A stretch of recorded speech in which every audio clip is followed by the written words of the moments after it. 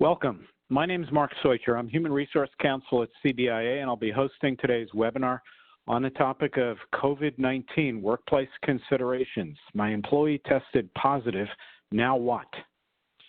This is certainly an important issue, one that those of us in the legal and HR profession are spending a considerable amount of time, increasingly so from day to day, in this current crisis situation. For those of you from outside of Connecticut or not familiar with CBIA, the Connecticut Business and Industry Association, we are the state's largest employer association, offering services to member companies in a wide range of areas, including consulting and education on HR, safety and business management issues, representation in Hartford at the state capitol, lobbying public officials to promote a strong business and job growth climate in the state, and we've been successfully administering a large group insurance program, essentially a private exchange, since 1995. I'd like to thank Berchem Moses today for their generous contribution in sponsoring this program, and Meredith Diette, who I'll introduce in a moment, which makes it possible to offer these kinds of sessions to our members. And unlike in the past where we had been charging for these kinds of web presentations, we're doing this at no charge because that's what's necessary to get everybody on board with this. The format today will be a slide presentation on your screen with a voiceover presentation from our presenter, Meredith. Ordinarily in the past, we've also had the capability of real-time Q&A using a text box chat function. Because we're recording this to make it a bit easier for attendees to listen in and use the material, share it with their colleagues, listen to it over and over again if they wish. We're recording it and we'll be posting it on the website for individuals so that we won't have the live Q&A function that normally has been available at other times. Instead, there'll be contact information posted at the beginning of the presentation and at the end, so listeners may submit follow-up questions either to me at CBIA or the rest of my colleagues here, or directly to Meredith, and we'll try to get back to you as quickly as possible. So please don't hesitate to follow up with us either through email, texting, or phone calls, and we'll try to get to all of your questions. And there are typically many questions. We're making this up as we go along in some respects. We do have a lot to cover, and I'm sure there'll be a wide range of folks listening in to this at various times. So hopefully you'll find the information valuable and practical in your needs managing your businesses. Now on to today's presenter. Meredith Diette is a partner at the law firm of Berchem Moses in their labor and employment law area, and previously had been with the law firm of Siegel O'Connor, O'Donnell, and Beck in Hartford and New London, now with Berchem Moses, working on many of the same issues that she has had extensive experience with. Public-private sector employers, union, non-union settings, representing employers in all of those places employers don't want to be. In court, administrative enforcement agencies, National Labor Relations Board, et cetera. Meredith has extensive experience in dealing with workplace investigations,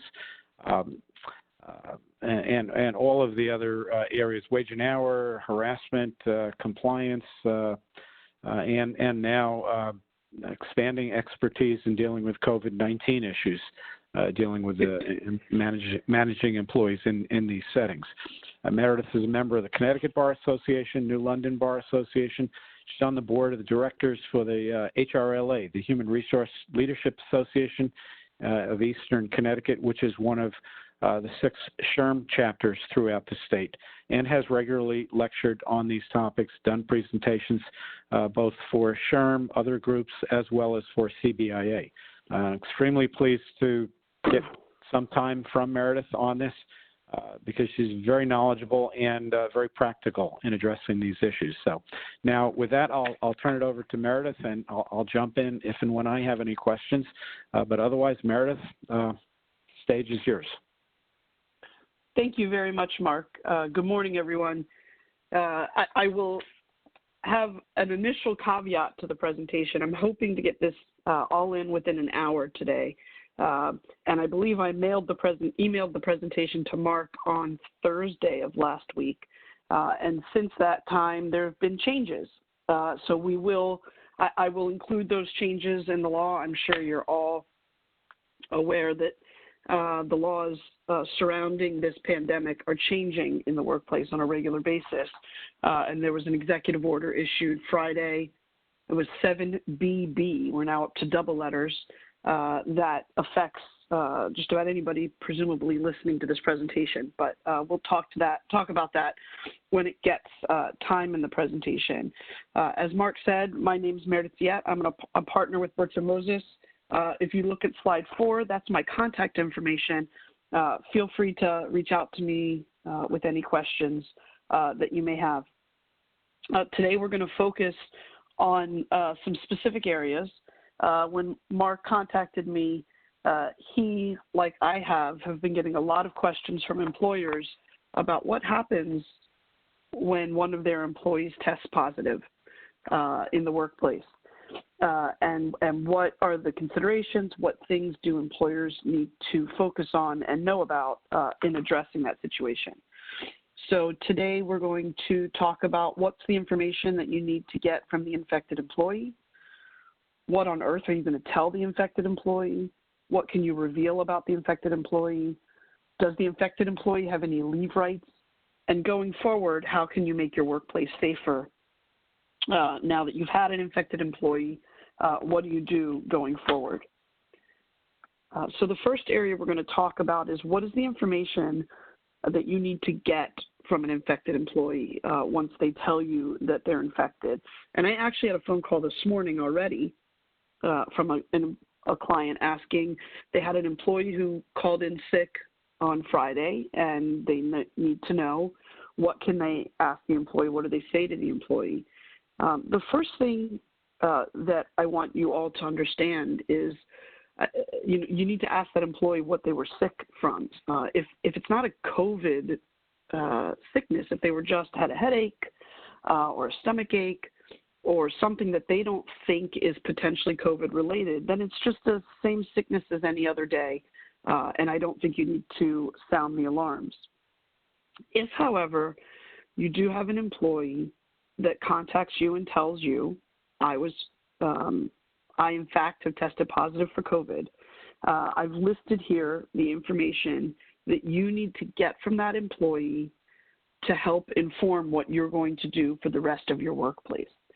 The date of that diagnosis, if the employee traveled, where they traveled. So you may have had an employee who was on vacation and has come back now and tells you they tested positive for COVID, and maybe you had no idea where they went on vacation because it didn't matter to you when they were going. Now it might matter. Anywhere that the employee was present in your facility 14 days prior to the diagnosis. And so this is going to be an interactive conversation. Similar to the ADA and accommodation discussion, this needs to be an interactive discussion so that you can get to the information that you need. You're going to want the employee to list anybody that they can recall having close contact with within the last 14 days prior to the diagnosis. And the CDC defines close contact as a person within 6 feet of you for a prolonged period of time. So, if you have someone, if it's an HR person in your workplace that comes down with COVID-19 and they would never have interacted with the employees in the workplace, then that's not someone that they necessarily had close contact with. It's a prolonged period of time, so more than a few minutes, and they were within 6 feet of them. Those are the employees whose names you want to be able to get. You want to tell the employee that they are now not going to report to work for at least 14 days, and you should encourage them to self-quarantine. You can't require them to self-quarantine. That's what they do outside of work is up to them, but you should certainly encourage them to self-quarantine. At this point, I would hope that their physician has told them to self-quarantine, but certainly they are not going to be coming back into your workplace for 14 days. And this is all the immediate information that you want to get from the employee, and you want to get it as quickly as possible.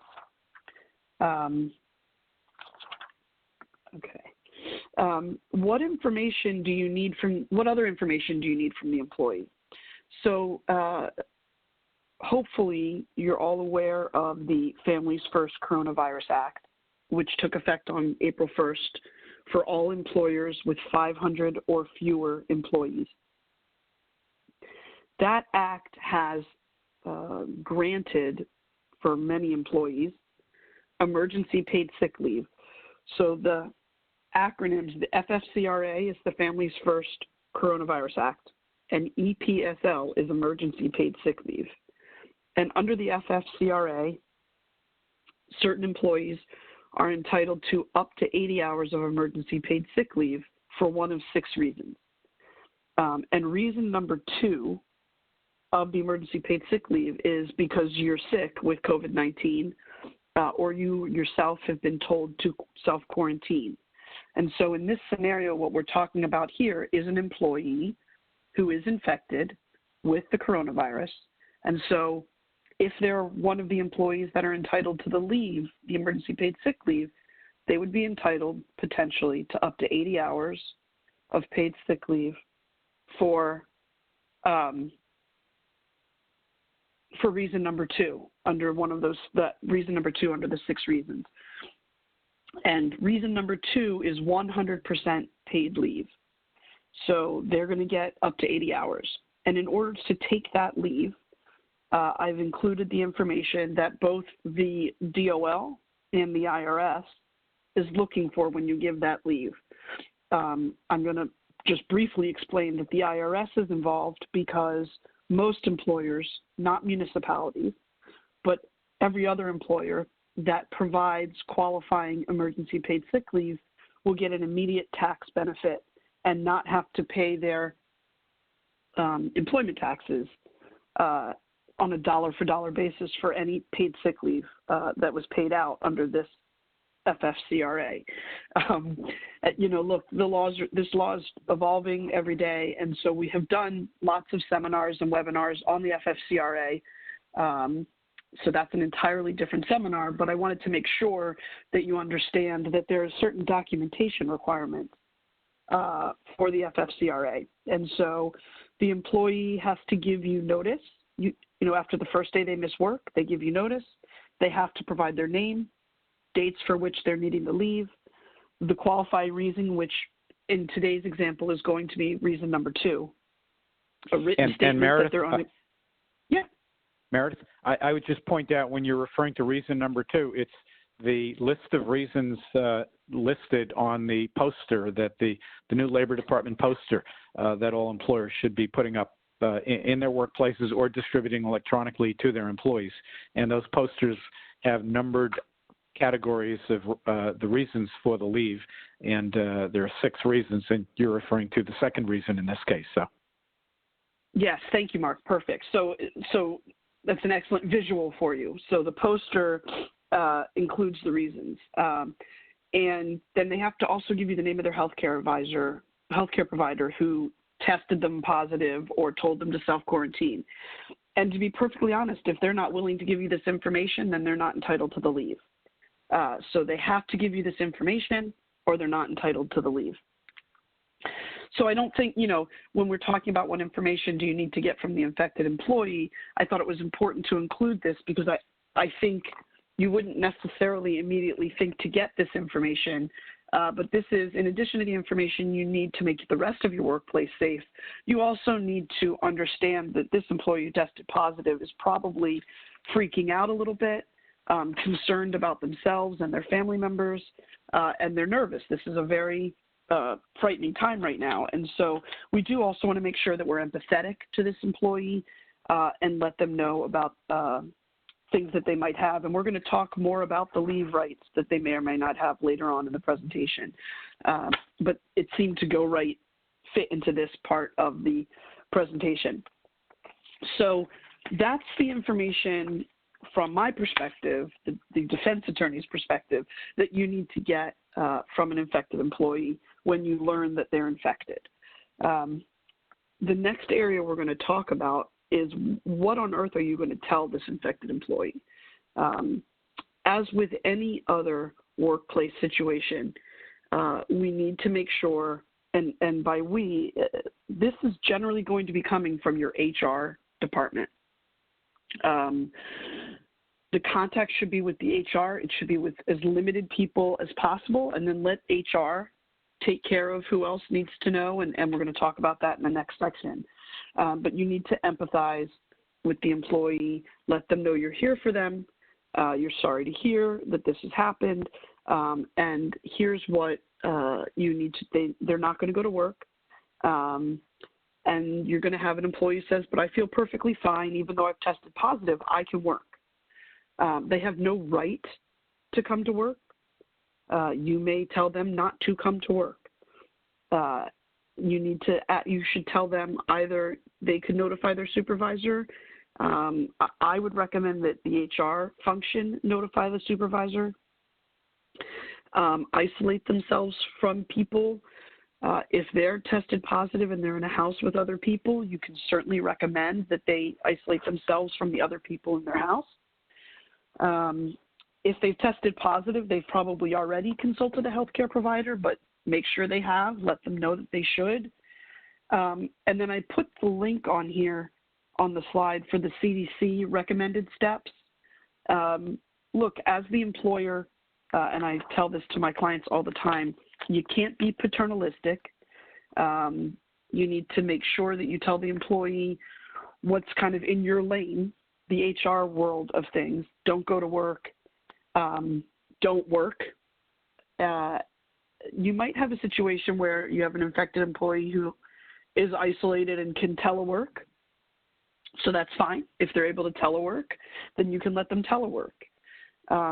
By the way, if they're teleworking, then they're not entitled to any leave and they have to work, just like you have to pay them. So the leave that we're going to talk about later would only apply if they cannot work. So hopefully many of you have already followed the Connecticut DECD guidance that says everybody should be teleworking if they can. And so you've maximized your teleworking abilities so far.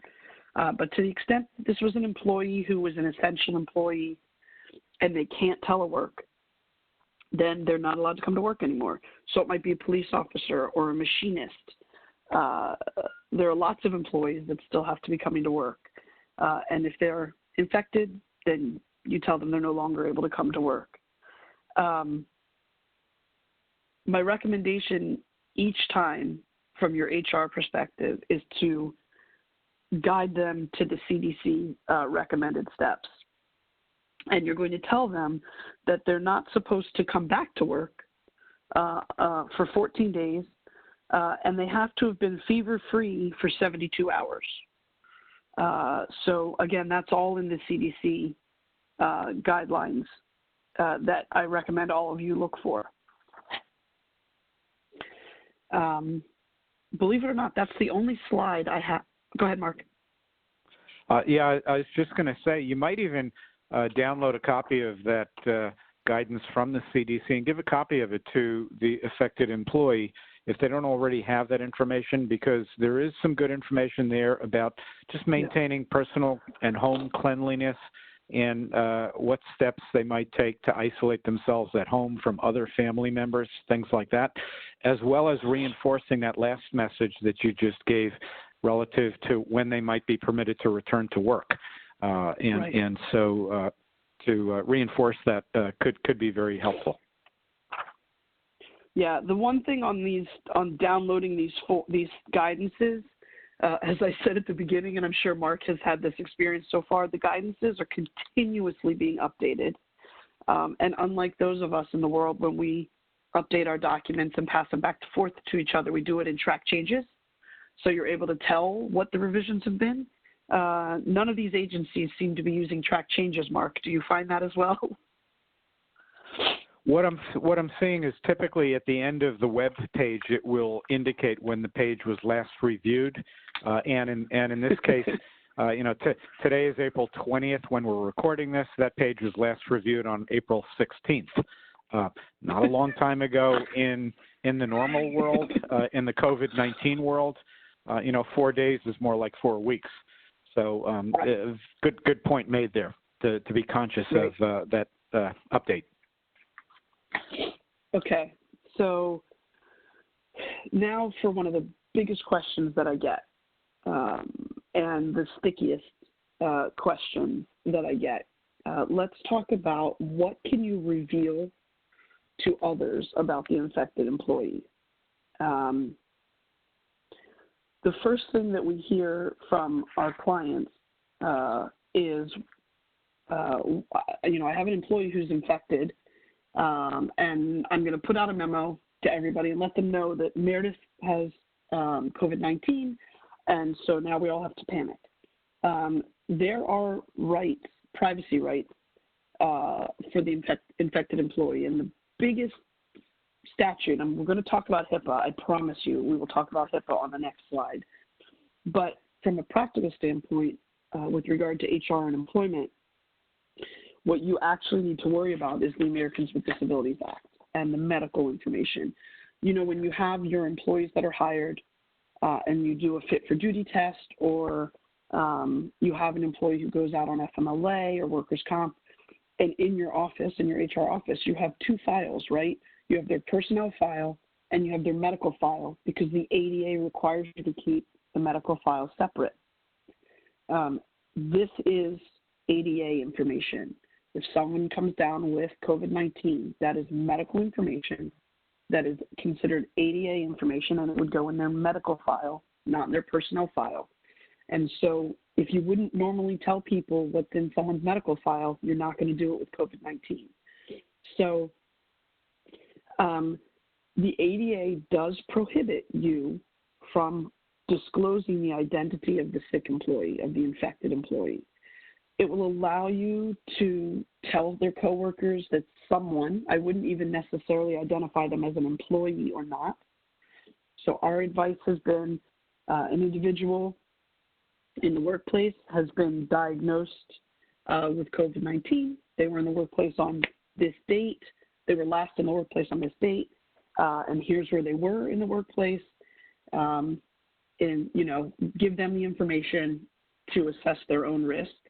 To the extent that you know the names of individuals that came in close contact, remember within 6 feet for a prolonged period of time with the infected employee, you would tell them, again, without releasing the name of the individual, you were in close contact with an individual who tested positive for COVID-19 on this date, you might want to consider getting tested.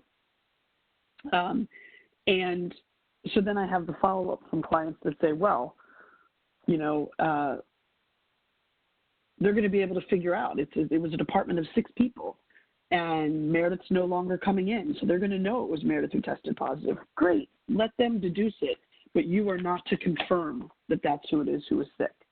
That is, I agree. They can certainly deduce it, but let them use their own detective skills to determine who it was. I'd say with the constant presence of social media, that may be another platform that employees are freely sharing their own health status with coworkers as well. But I strongly endorse your advice, Meredith, that let it not be from the lips of the employer. Employees are free to chat with whom they choose. Yeah, and it's interesting, if you look at the CDC guidelines on this, Mark, it specifically tells you, tell what you need to do to help people, but be aware of the ADA confidentiality. So even the CDC is recognizing the confidentiality requirements of the ADA. And on that social media point, I did have a client who contacted me because they had a coworker who was putting on their Facebook feed the name of a coworker who tested positive, and so that is something that should be dealt with, and that employee needs to be told to take that information down. They're sharing medical information about a coworker. To the extent you know it as an employer, you need to do something to prohibit that from happening. Okay, so I know everybody wants to know about HIPAA. What about HIPAA? That's HIPAA information. That's HIPAA information. You're going to violate HIPAA. You're not. Generally speaking, I guess unless you're a hospital and the employee was seeking treatment from you as a patient, employers generally are not subject to HIPAA in that way. An employer acting as an employer is not subject to HIPAA. Unless it's a little trickier if you're self-funded for your health insurance, but still, if you're acting as an employer, you're not going to have to worry about HIPAA violations. HIPAA applies to healthcare plans, like the Aetnas of the world wouldn't be able to release information. But generally, it's not HIPAA. But as I said, there's huge requirements under the ADA. And quite frankly, from my perspective as a defense attorney, the ADA is a much scarier and more restrictive statute than HIPAA. So it is ironic to me, though, that every time a client calls, they'll say an employee said that I'm going to violate HIPAA. You're not going to violate HIPAA. Everybody seems to know about HIPAA but not know what it means. And it's not really a huge concern with regard to revealing information about your employee who has contacted COVID-19 or has tested positive. It is interesting. There is no legal requirement that you as an employer contact your local health agency or the CDC to tell them that you have an employee infected by COVID-19. There's no legal requirement. And so, as I would normally advise as a defense attorney, you shouldn't do something that you're not legally required to do.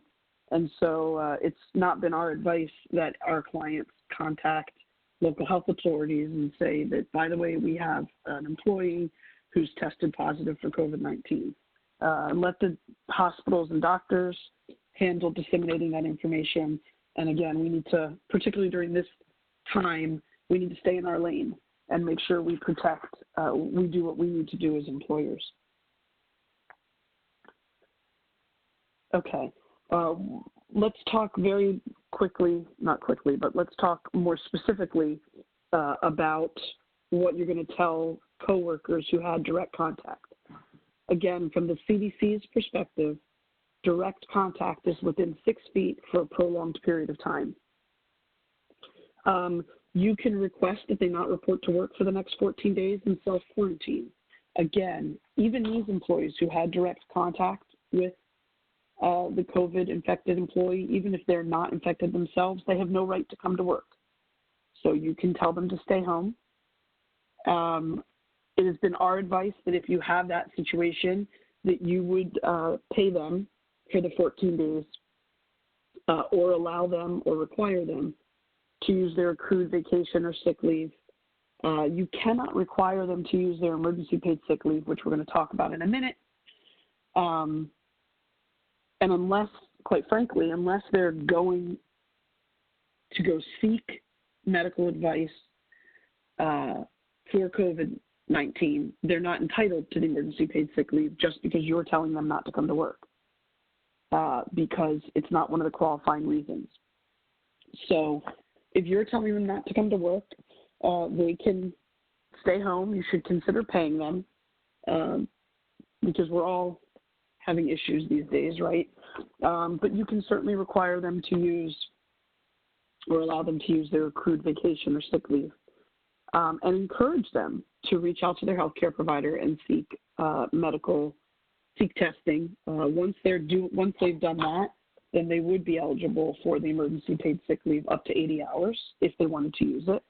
You should allow them to work remotely, although, as I've discussed previously, the DECD's guidance, I don't know if you've looked at it recently, but Mark, but the first bullet on the Connecticut DECD's guidance says everybody should be working remotely if they can, even if they're essential employees, and it's in all caps. It's done its own emphasis. So you really should try and be letting employees work remotely. I know my law firm, about 90% of us are working remotely. So you should do your best to let people work remotely. And again, encourage them. Go ahead. Yeah, I've seen that as well, Meredith, and have stressed that to employers. I think the one that's been the most, the point that's been the most problematic, and I've seen contradictory guidance on this, is that first bullet that you have there. Those coworkers who've had some type of direct contact with the individual who's been diagnosed positive, meaning those within 6 feet for a significant period of time. Early on, the guidance was very clear: send them home for 14 days and have them monitor their own health. More recently, but nonetheless still potentially outdated because it's about 10 days old. I've seen guidance both from SHRM and the CDC that suggests those who've potentially been exposed through such direct contact might be suitable to continue to allow them to come to work, but ask them to take their temperature morning and night, monitor their health carefully, and consult with their own health care provider. And so I've been trying to tiptoe through that in part by asking the employer what the physical layout of the facility is, the nature of the direct contact, things like that. How recent has it been? Because we're getting, those of us that are monitoring this day to day, hour to hour, are seeing some seemingly contradictory guidance at times on these types of things. Correct. I completely agree.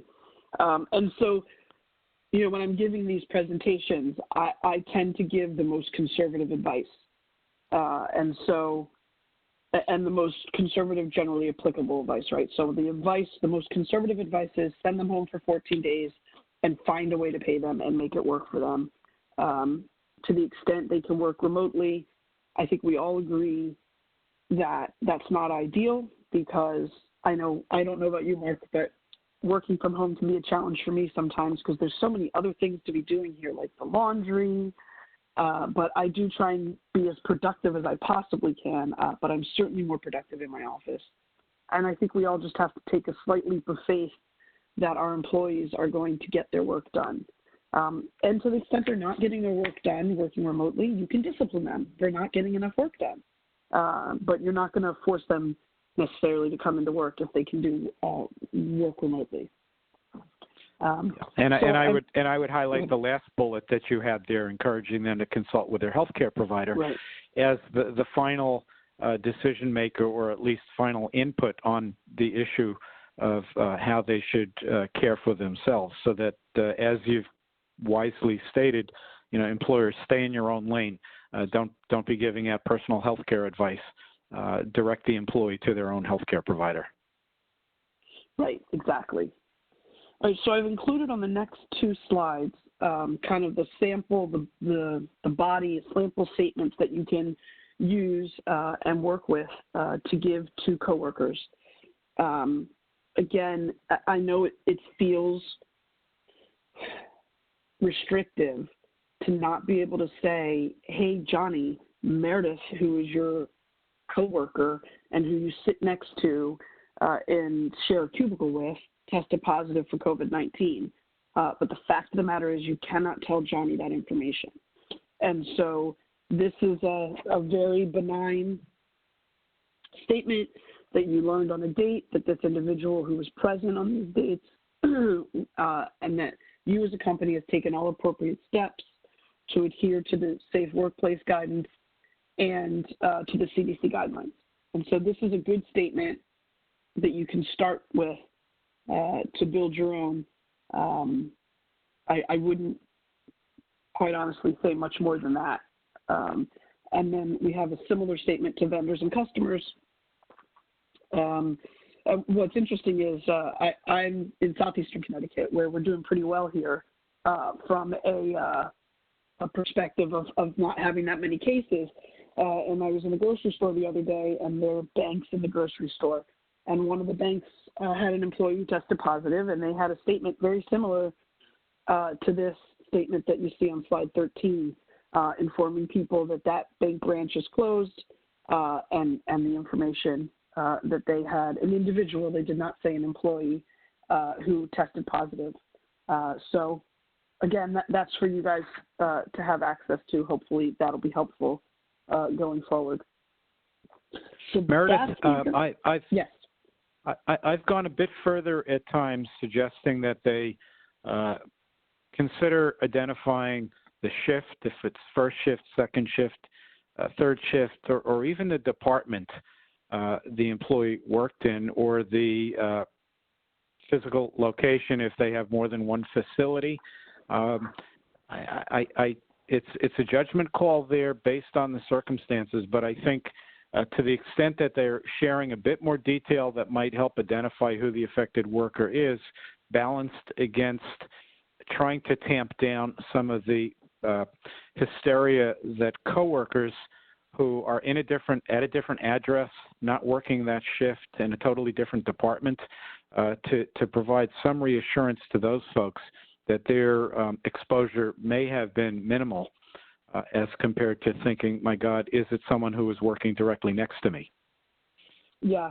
One of the things that we have added sometimes to the statement on page 12 is a sentence that says those individuals who had direct contact with the infected individual have been contacted directly. And so you would know if you received this general statement that was sent out to the entire workforce and you did not hear otherwise, that you were not one of the people directly affected. So we add a sentence in there that says, any individual, any employee who came in direct contact with the infected individual has been contacted separately, so that helps a little bit, and it provides a little bit more information. Yeah, that's a good way of dealing with that. Okay, so now let's talk about leave rights. To be perfectly honest, and I know Mark would agree, the leave rights and the FFCRA is in and of itself its own 1-hour webinar. But it is important that we include it here because it is certainly something you need to know if you don't already know it. So if you have an infected employee, they absolutely have leave rights. First and foremost, they have the leave rights under the FFCRA, and it applies to all employees. See, these are the beauties of doing webinars from home. Mark, can you hear my dog? I do. It's an emotional support animal, Meredith. He's my emotional support animal. So if you have an employee who's infected, they have rights under the FFCRA. It applies to all employers. I included these very quick bullets to summarize the FFCRA. It is a brand new law. It went into effect on April 1st, and it applies to all employers with less than 500 employees because the federal government believed that companies with more than 500 employees will provide leave because they're benevolent. I'm not really sure we found that to be the case. All employees are eligible on their first day of employment, so they don't have to work with you for any period of time. The day you hire them, the day is the day they're eligible. They're eligible for up to 80 hours of paid sick leave, prorated for part-time employees. It's in addition to any other accrued sick leave they already have. And in this case, we're talking about, with the focus, we're talking about an infected employee. So if this is an infected employee who's looking to take emergency paid sick leave, and they would be eligible under reasons 2 or 3 of the emergency paid sick leave provisions of the of the Family First Coronavirus Act. And in that case, therefore, they get 100% of their regular pay, capped at $511 per day, or $5,110 for the week. And it's employers are going to get tax credits for this. I don't want to go into too much detail about it because again, it could take us into a whole tangent, Mark. There are exceptions applicable for small businesses, employers of 50 or less to this act, but for the most part, those exceptions don't apply to the emergency paid sick leave parts number 2 and 3. The exception is only for the FMLA part. Mark, you were going to say something? Now, just to say that, the small business exception is not a certification that a company can obtain, identifying them as a small business that doesn't have to worry about all of this. Similar to the key employee exemption under the traditional FMLA, it's quite fact-specific, only applicable to leaves necessary to care for a child whose school or daycare has closed, and really must be evaluated in that individualized situation, how the cost of providing paid leave for that one individual and the ability to manage in the absence of that one individual must be considered to jeopardize the viability of the business.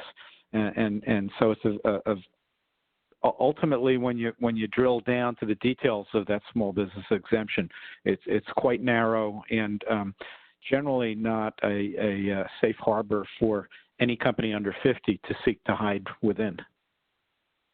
Yeah, I completely agree, Mark, and we've talked about this among my partners, that is going to be also something to think about.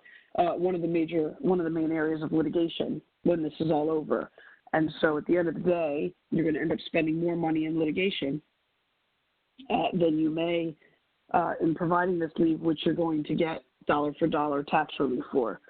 So our advice for the most part to clients has been try and find a way to make it happen because it is not something that you can be guaranteed to be able to use.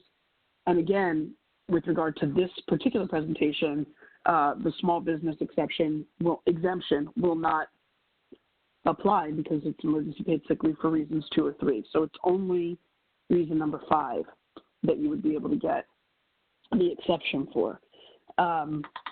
It's important to understand that this emergency paid sick leave is in addition to any other leave that an employee may already have, and they cannot be required to use it before they exhaust any other leave. So typically when we have traditional FMLA, you can require, as an employer, I can require an employee on FMLA to use their accrued paid leave before taking an unpaid leave of absence.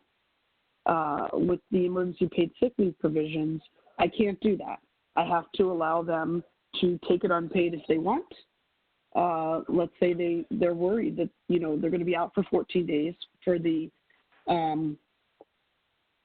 for being infected, and they might get it again, or maybe then they're worried that a child's going to get it or their husband's going to get it, and so they might take it unpaid and hold that leave. This emergency paid sick leave under the FFCRA is good until December 31st of 2020. So they have to use it between now and December 31st of 2020, and then it expires. So it's not something, originally we had a lot of clients who said, okay, I'm just going to go into our system and put that 80 hours of paid sick leave into everybody's bank, and they can use it as they want. You can't do it that way because you have to be able to document specifically providing emergency paid sick leave in order to get the tax credit. So it's not that simple if you want to try and later get the tax credit. What's important to understand is the next slide. In addition to those FFCRA emergency paid sick leave rights, let me go back for 1 second. Most of you listening to this probably are aware that under the FFCRA, there's an expansion in the Family and Medical Leave Act. It's called FMLA Plus, and it's an FMLA expansion. It is really, really important. And Mark, I don't know if you're getting this, but I get this on a daily basis. The FMLA expansion is only and completely only for child care purposes. It is not for the employee's own health condition. So the additional 10 weeks of 2/3 pay under the FMLA Plus, the FMLA expansion, is only for child care. So this infected employee that we're talking about today does not get additional paid FMLA. Neither do any of the employees who had close contact with this infected employee. They might have other leave rights, but they do not have rights to the FMLA expansion. That is only completely and utterly for childcare, which is reason number 5 under emergency paid sick leave. Yeah, that's been a constant line of questioning and misunderstanding. And I would point out to reinforce, only for caring for a minor child whose school or daycare has closed, not caring for a family member who's been medically advised to self-quarantine, which is another caring for situation that might be eligible for traditional FMLA, which I know you're going to touch on in the next slide. Right. And as far as the IRS is concerned, I should point out very quickly, just because I find it humorous as the mother of teenagers, the IRS, if your child is 14 or older, in order to get the tax credits, the IRS wants to know why it is that your 14-year-old cannot care for themselves and needs specific adult supervision. Apparently not many people at the IRS have 14-year-old children. Interesting. Yes, that is the case. Yeah. Okay. So in addition to and that, actually, Meredith, just one other quick point. Within the IRS guidelines for the documentation and scope of credit that you can get against payroll taxes to recover the costs of the paid leave that you're talking about, the emergency paid sick leave, it does also allow to include in those costs the pro rata portion of group health coverage that's provided to the individual for that 2-week period. Now, 2 weeks, only half a month, not maybe a significant amount, but if you multiply that times several employees possibly, as well as an exercise in calculating what that is for those who might be taking the additional 10 weeks of expanded FMLA leave coverage to care for a child. The IRS guidelines do have some good guidance on how to figure out how much of the healthcare costs the employer is paying that can be included in that tax recovery. Yeah, and I will say, and I wouldn't normally say that government publications are easy to read, but I've found that both the CDC, the DOL, and the IRS have been writing their guidances on this whole issue relatively understandably. They're a pretty easy read, and so for those of you listening in, I definitely recommend that you go look at those publications. They're all online. They're easily accessible and pretty easy to read and understand. Okay, so in addition to the FFCRA, that emergency paid sick leave for this infected employee that we're talking about, I should have given the infected employee a name. I might do that. The employee has other leave rights or may have other leave rights.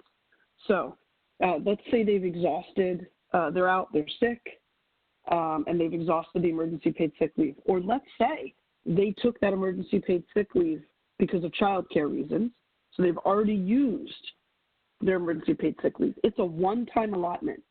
You don't get it for each of the 6 reasons. You get 80 hours total, period, end of story for one of 6 reasons. And so let's say you have an employee who, as of April 1st, started taking the emergency paid sick leave to care for their child, and now they find that they've contracted COVID-19. What do? They can't come to work, so they quit. No, they don't have to do that. They may have other leave rights. So this is when we're going to look now back to the traditional FMLA, which applies to employers of 50 or more. And of course, the Connecticut FMLA, which still for another year or so will apply to employers of 75 or more. And under the traditional FMLA, federal is 12 weeks of unpaid leave. FMLA is 16 weeks of unpaid leave under Connecticut. It's critical to understand that you only get 12 weeks for 1 year. So let's say you have an employee who had a baby earlier in the year and they were out for 8 weeks. They're only entitled to another 4 weeks of FMLA, federal, and 4 plus the additional leave under Connecticut. so 8 weeks under Connecticut. But they only get a total amount every year. And they might be eligible under traditional FMLA. If they are, then they have job protection. The unfortunate point of traditional FMLA, at least in Connecticut for another year, is that it's unpaid.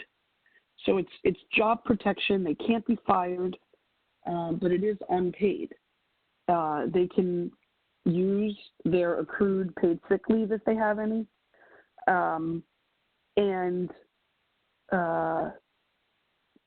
That's really it for right now. So they do have rights to FMLA. If an employee says, I'm going to stay out, you as an employer have a right to designate it as FMLA and start chewing down their FMLA time. And I would recommend you do that, because that FMLA expansion that Mark and I were talking about, the FMLA Plus, also only would be the remaining amount of an employee's FMLA entitlement.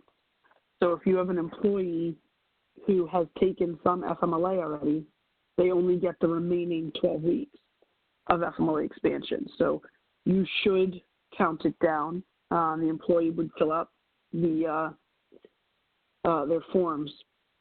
The other thing the employee might be eligible for is accrued paid time off, and you can run the accrued paid time off concurrent with traditional FMLA. You can require them to use it unless you're in a union situation and you haven't previously run them concurrently. If you do have a union workforce and you haven't previously run it concurrently, you'd have to negotiate over that before imposing it, because it's a change in the terms and conditions of employment. And then I have the question that most of my clients are asking me about, are unemployment. This goes under the heading of stay in your lane. Unemployment is not determined by you as the employer. It's determined by the Department of Labor.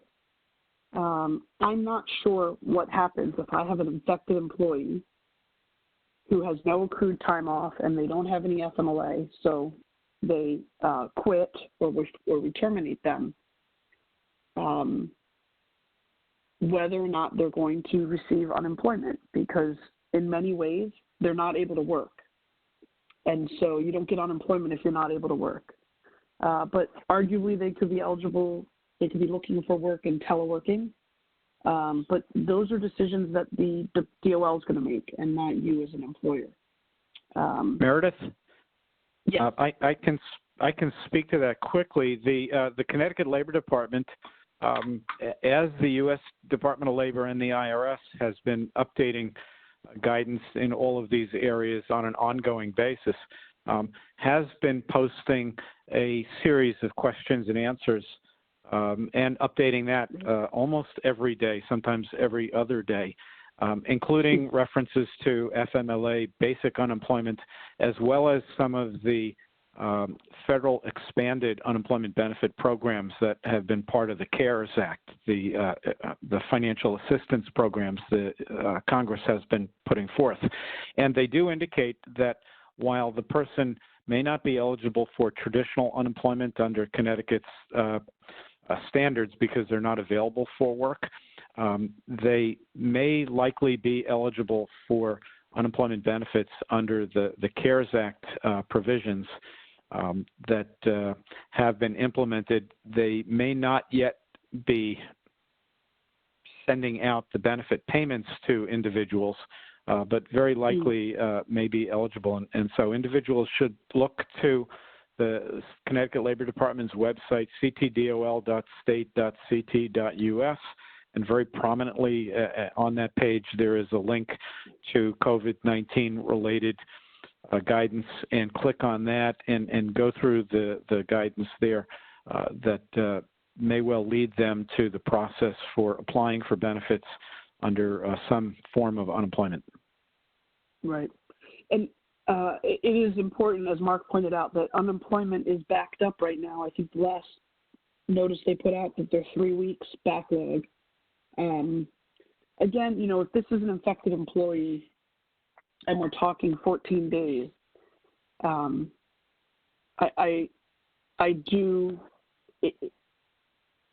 and I'm the defense attorney here saying this, it would be great if we as an employer could find a way to keep this person employed for that 2 weeks so that they can come back to the workplace. I think the amount of time you spend training an employee, investing in an employee, would behoove that. I will say, however, it is very important that you treat every infected employee the same. And so if you have an infected employee, if you as an employer decide we're going to pay an employee who's used all their time up and they have, they only have 1 week of accrued time available, what are we going to do for that second week? We're going to pay it. You need to do that for all employees, not just the employees you like. Don't use it as a reason to get rid of the person who's not a good worker, who you've just not dealt with, because that is the quickest way for you to walk into a lawsuit that you can't win. Yeah, and I think that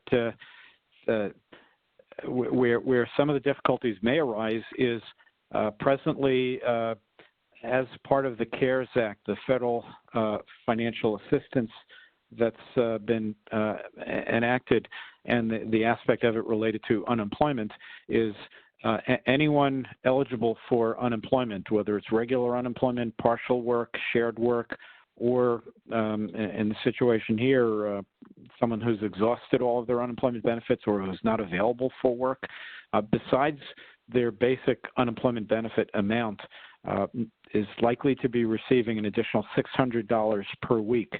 As of the very beginning of April through the end of July, and that additional payment may well prompt some people to remain home longer than they need to, because in some cases they may be making more money by remaining home. So it is a safety net available. It's something that we're dealing with in terms of the disincentive for coming to work.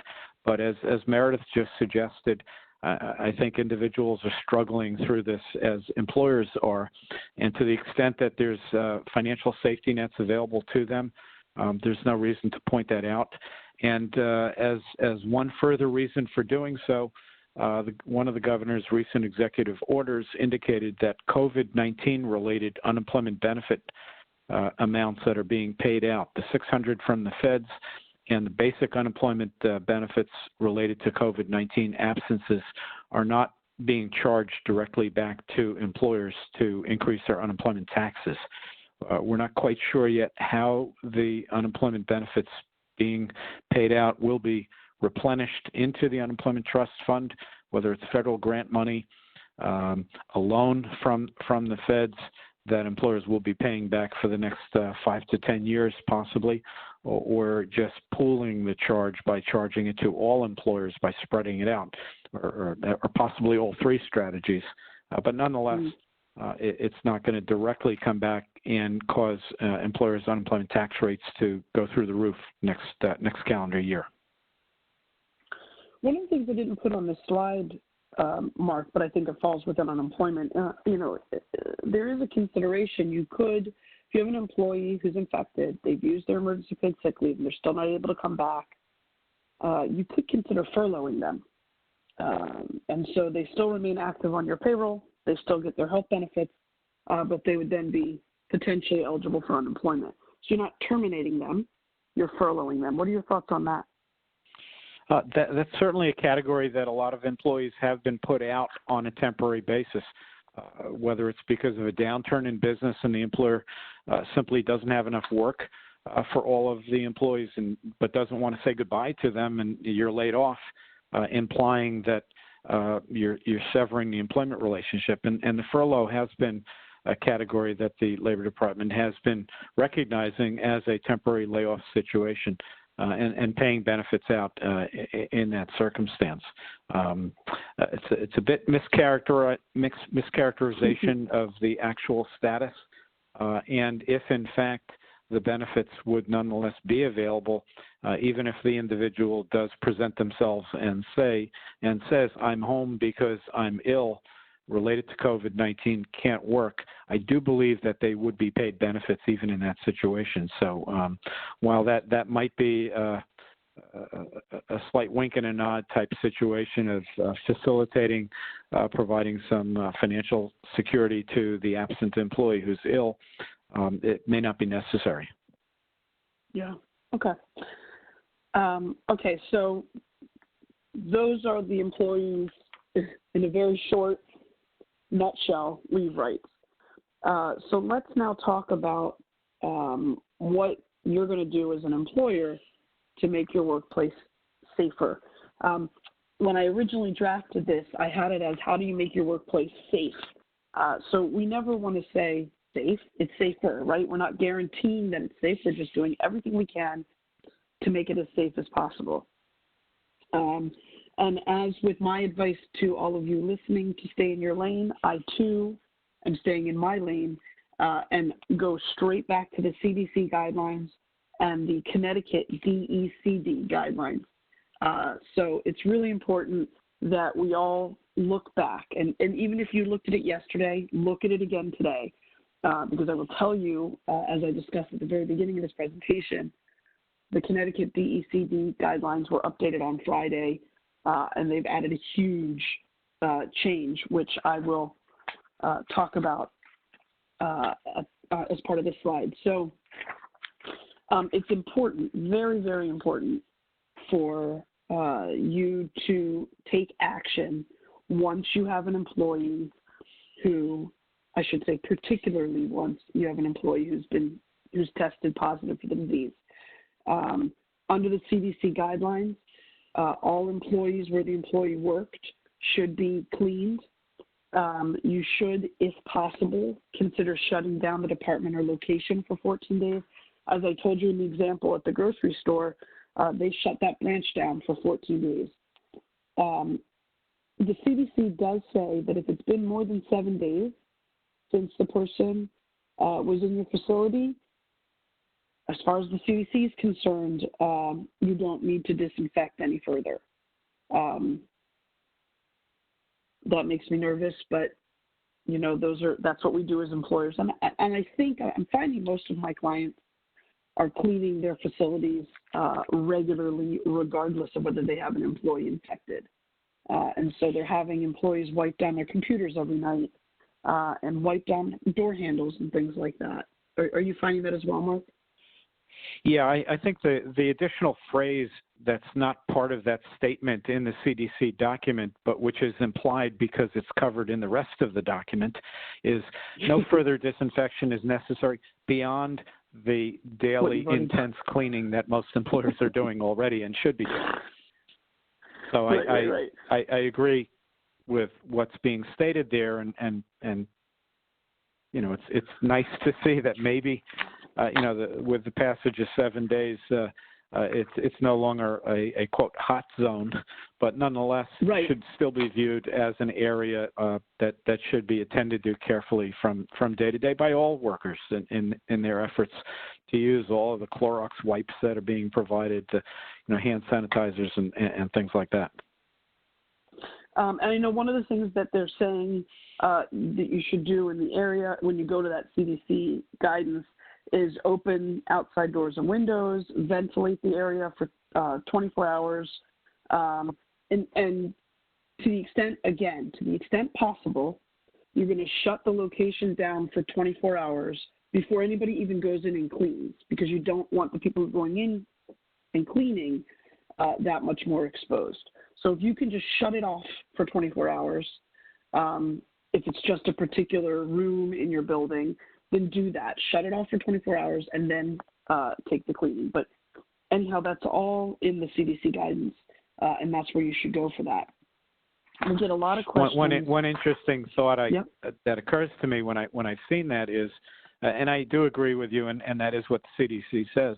You know, if you've got essentially yellow crime scene tape and some bright orange cones around someone's workstation, but not identifying who the worker is, it's going to be fairly obvious. But be that as it may. But don't be the one to say their name. That's correct. There's not much we can do. Yeah.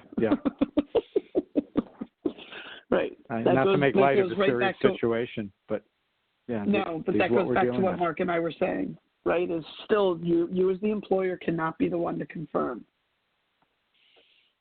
Okay, so then, and Mark mentioned this before, what are we doing with the workplace? Again, this is, I think many employers are doing this regardless of whether you have someone who's been tested positive, but it's monitoring employees. And another thing that you should look at, another guidance that's been updated routinely, is the EEOC has been updating their guidance on COVID-19 and the ADA. And so prior to this, I would never have been telling you that you can take your employees' temperatures. But the EEOC has updated its guidance in light of COVID-19, and it is allowing employers to take employees' temperatures, understanding that that information then becomes ADA protected information, and it cannot be publicized.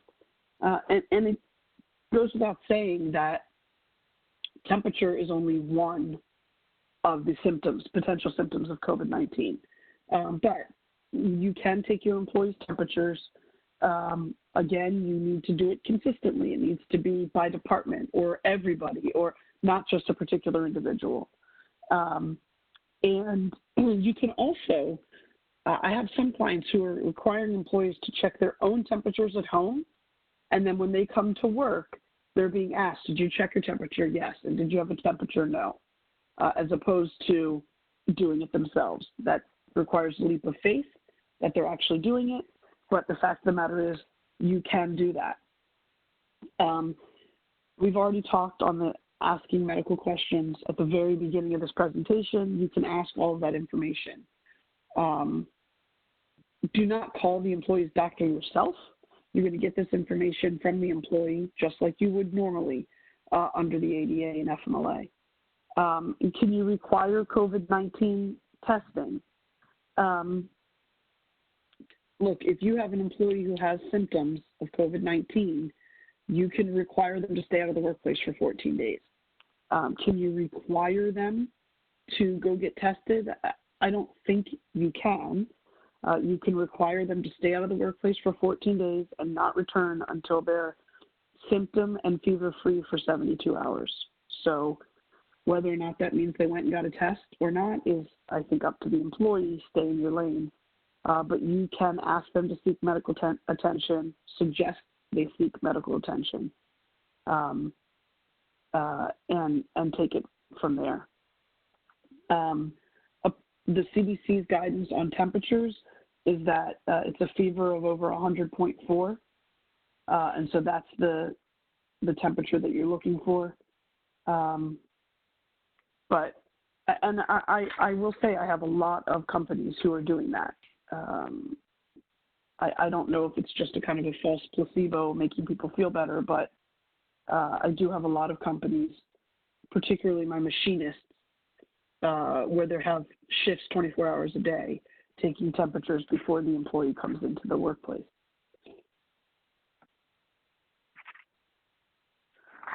Okay, and then this is the big slide that has changed. So cleaning going forward.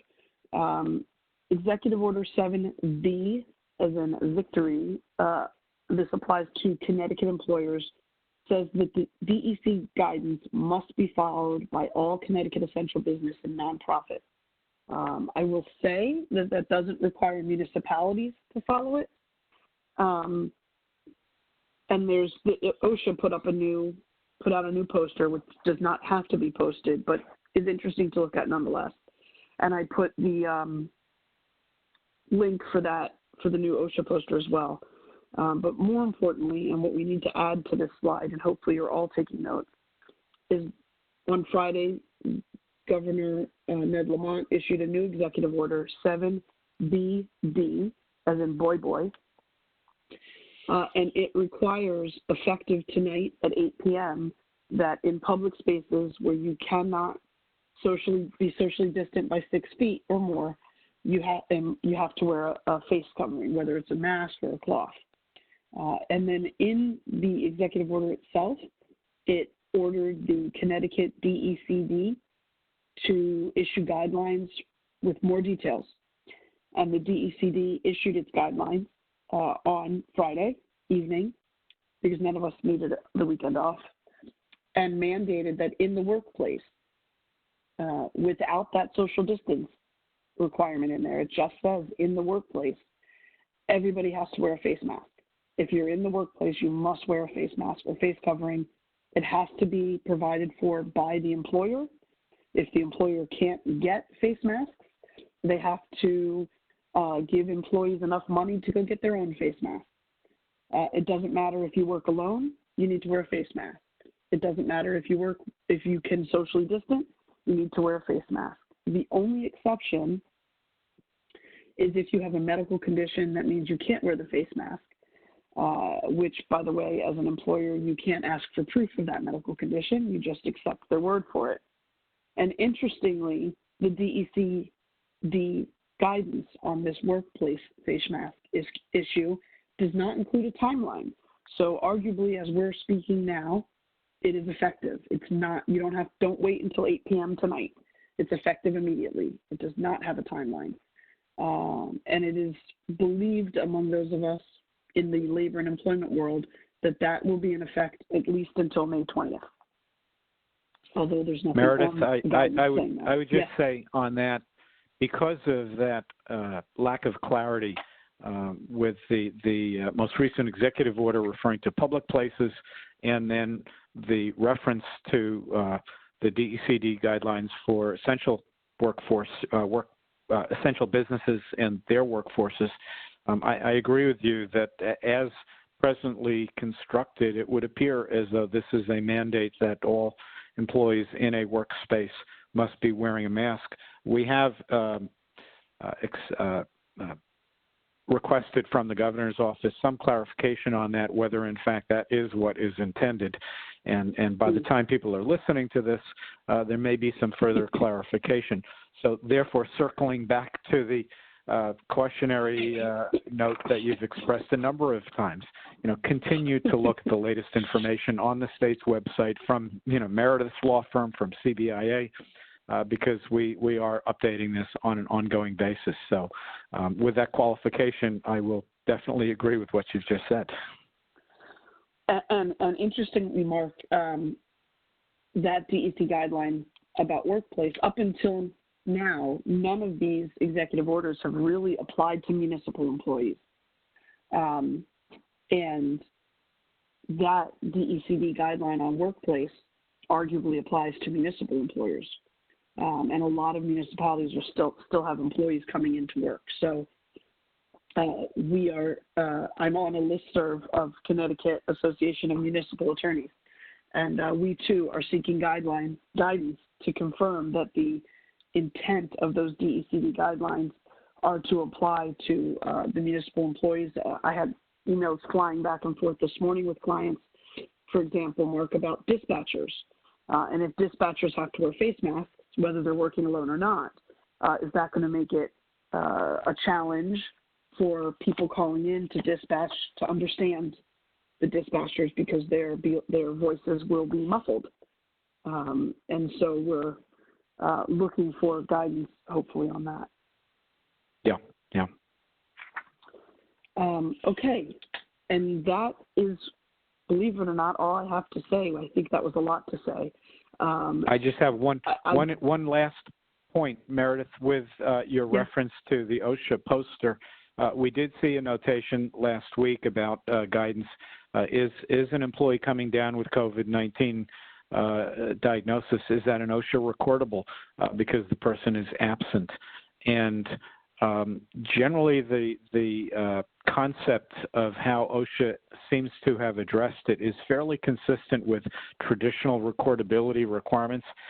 Is the ailment that is preventing the employee from coming to work-related? And so healthcare settings and others where there is some likelihood that actions at work led to the infection and therefore the incapacity is clearly then a workplace-related event, whereas in other workplaces it is most likely not an OSHA recordable.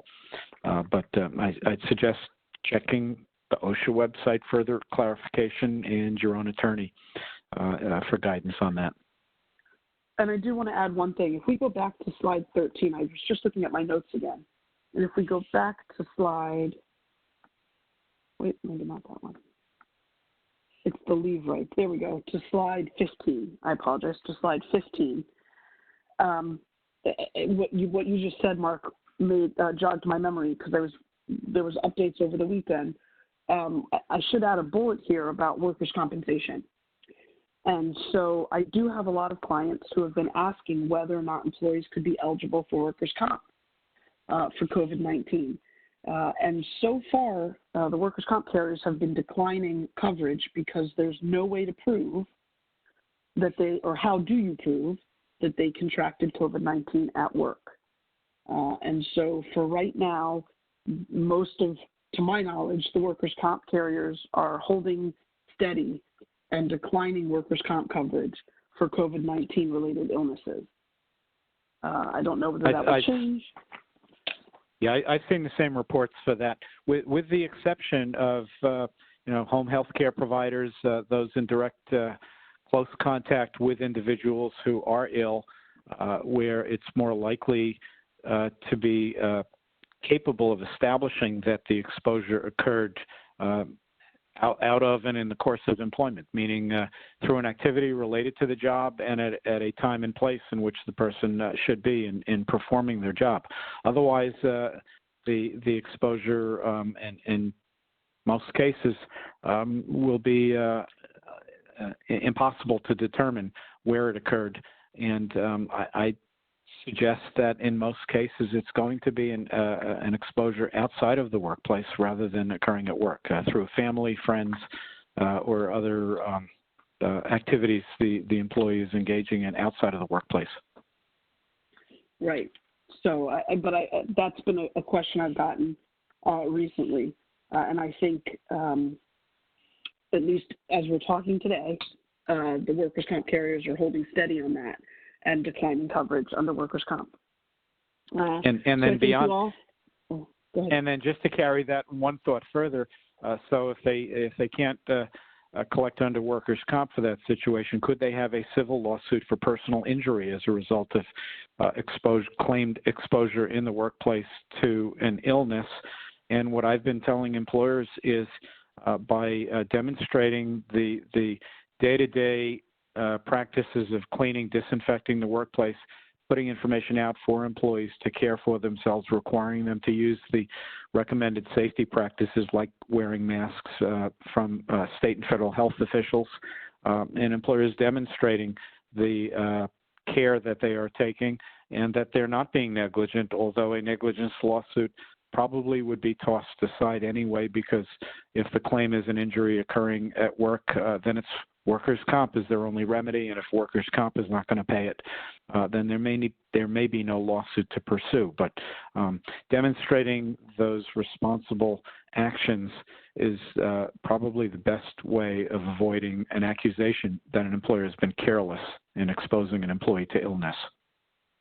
Agreed. So I thank everybody for listening. Again, you have my contact information at the beginning of the presentation, and I'm always available for questions. Okay, this concludes today's webinar. I really want to thank Meredith for the substantial work that went into preparing for this, that undoubtedly detracted from doing her legal work and caring for her dog and children, which is probably equally as demanding when stuck at home trying to work as we're all doing. Thank you very much, Meredith, for this. And please feel free to reach out directly to Meredith, to us at CBIA. And if you can't get in touch with Meredith because you can't find her contact info, call me at CBIA, and we'll make sure that we make that connection. But everyone out there, be safe, be careful, and hopefully we will get through this as quickly and safely as possible. Thank you, and have a good day.